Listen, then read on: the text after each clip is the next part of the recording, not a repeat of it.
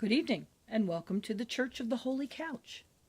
And at this point in our service, we are going to do the children's story. The story this evening is called Princess of Fire, and I will be giving to you an adaptation of this story that was first written by Pedro Pablo Sacristine. The story goes like this. A long time ago, there was a beautiful, rich princess, and she had tired of all the false suitors who had come upon her. Do you know what a false suitor is? Do you know what a suitor is? Very good. A suitor is someone who dates or wants to get to know someone. And she was tired of people who only were interested in her for her riches and for her power in the kingdom. So she announced that she would only marry someone who gave to her the most sincere, the most valuable and tender gift that they could give.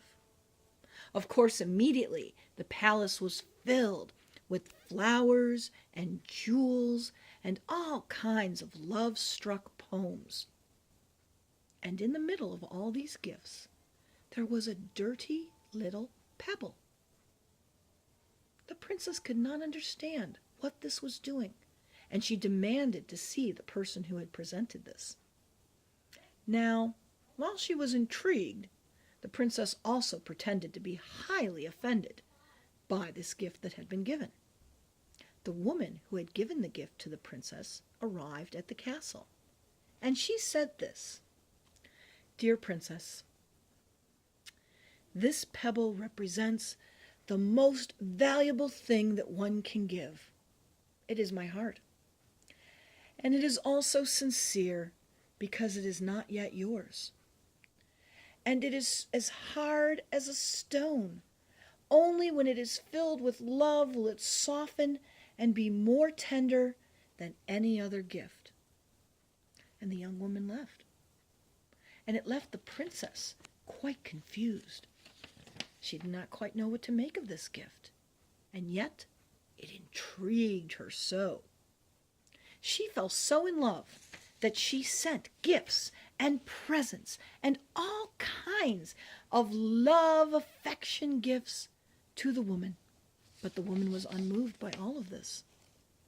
The princess got annoyed. She thought she was giving her best. Why wasn't this woman responding? Why wasn't this melting and getting through to that hard stone heart of hers?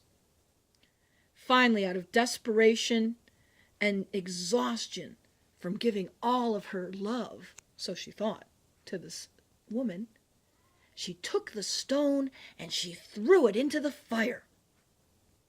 And when she did, the pebble sparked and flamed and started to soften and became so tender. The princess was captivated.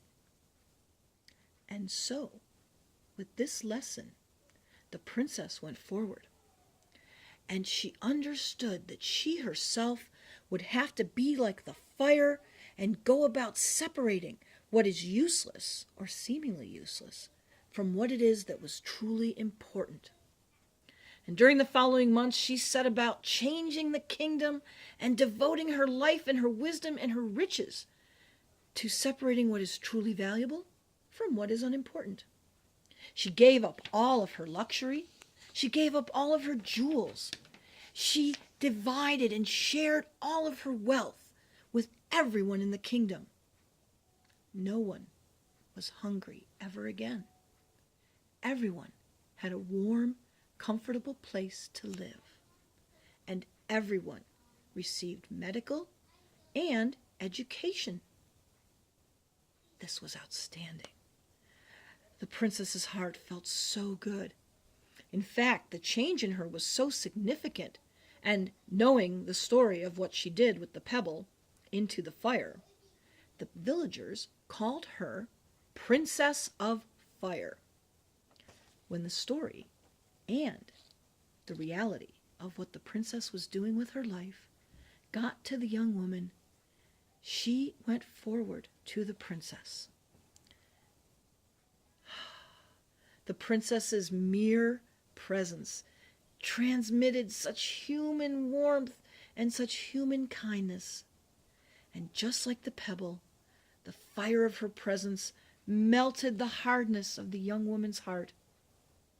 And with that, just as she had promised, the young woman became so tender and so considerate, and she made the princess happy for all of their days. And that is our story of the Princess of Fire.